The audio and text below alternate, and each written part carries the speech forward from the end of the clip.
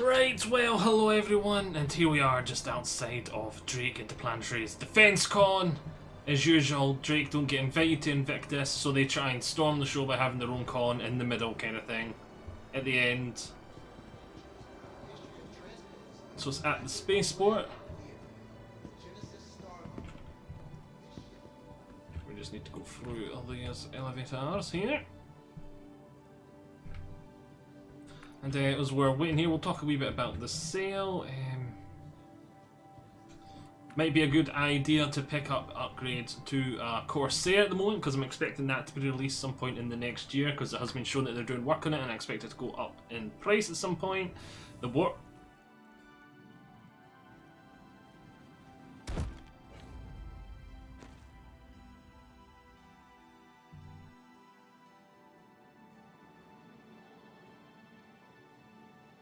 Right, apparently there's a glitch with the elevators that kills you if you're too close to them at some points in time, and I was like, oh, I can't be bothered. It's just going to be the exact same as last year's Defense Con on the show floor, except the mule's going to be somewhere in there, and you can see the mule here. So we're just going to do it from the page again like we did last time. So Drake Interplanetary, 28th and 29th. There's the Drake Mule, which you can get as the new, just released ship. It's in game at the moment, just finished. It's a little forklift truck, carry stuff, quite cool, quite new. There will be war bonds available for that now because it's just been released. The Buccaneer, the Drake's fighter, the Caterpillar, their cargo transport that will one day have lots of modular abilities, like they said that you'll be able to take each of these 4 compartments here and change them into different compartments. So at the moment it's the default cargo ones that just hold cargo. But we know in the future we will get some versatility there with different options for them. I don't know, maybe you'll be able to have a lab in one of them for making your drugs because this is Drake. Maybe you'll be able to have, I don't know, medical facilities in one of those pods. We just don't know. We don't know. We just know there's going to be some form of modularity there. Because the Caterpillar, back when the game was meant to be much smaller scale, was like your pirate base. It was meant to be. That's the whole concept behind this ship from the very early days. But it hasn't really been talked about the modularity much since things have drastically changed, and that's sort of went over to the bigger ship we'll talk about later. There's the Corsair, which I was mentioning. It will probably go up quite a bit in price. I'm guessing at least $30 in price it will go up by when it's released some point in the next year. So if you're thinking about getting one, have a war bond, have an upgrade sitting there from something just underneath this price point and just sit on it. If you're thinking about maybe getting one, it's a good idea to pick that up now, especially how this is limited and not limited, but it's going to be disappearing. You won't be able to buy one until it's released or until another sale of some kind. The Cutlass Black, great ship, one of the best ships to have in-game at this second because it can do lots of stuff. You can use it as a fighter, you can use it as a small cargo hauler. It is quite a versatile little ship, has a turret for a second player if you want to introduce a friend to a game. It is probably the best ship to have in-game, to play the game this second, without a lot of the later stuff coming online. And a lot of the bigger ships, they're going to eventually nerf fighters and needing more longevity, better fuel supplies. There's going to be a lot of stuff that is going to kick this ship out of its pedestal in the days and years to come. But for now, best ship to have in game at the moment. Right, Cutlass Blue is the patrol variant, the militia patrol police sort of variant of the Cutlass. It loses some of that cargo capacity to gain some cells in the back for bounty hunting. The Red, which loses almost all of its cargo capacity to get some medical facilities in the back. And the Steel, which it's an NPC ship through and through. The only thing this thing is great at is for NPC pirate factions that do not care about the lives of people and they just want to throw them at their enemy till they die. That kind of NPC faction, that's what this ship's kind of suited for. It's just a Cutlass Black with extra turrets mounted on the side, so they can cram like 30 people in here all shooting at the same time, using it as a dropship. Yeah.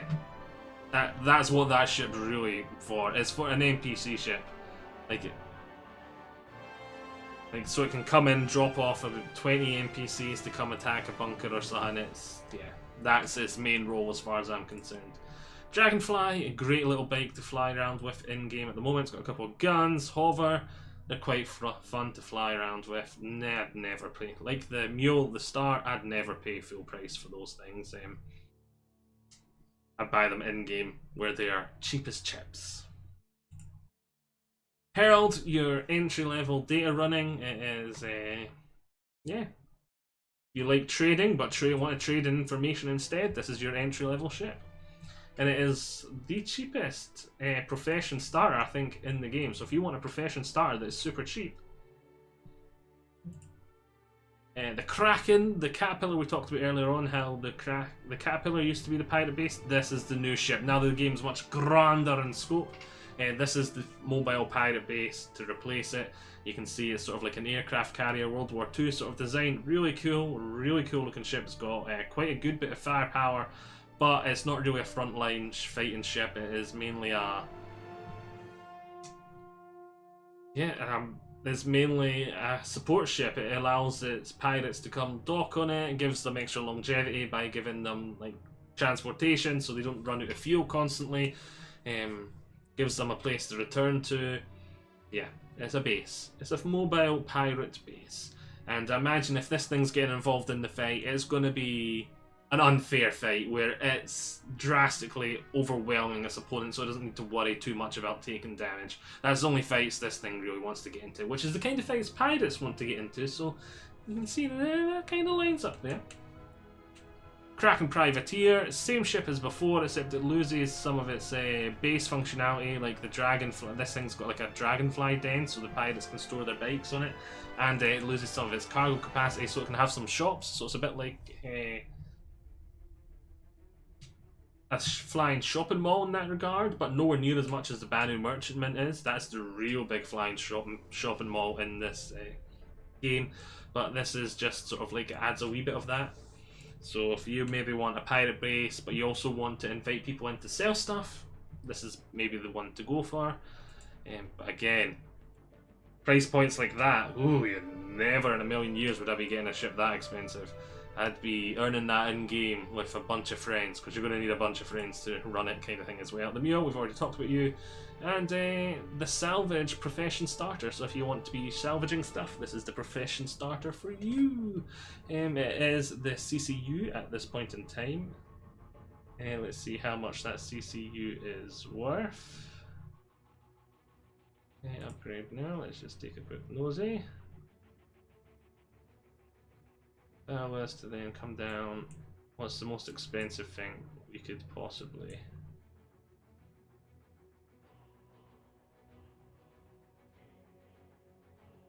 So it's a 10 CCU. So you spend a $5, you get a 10, 15. Spend $5, get a $15 CCU. So there you go.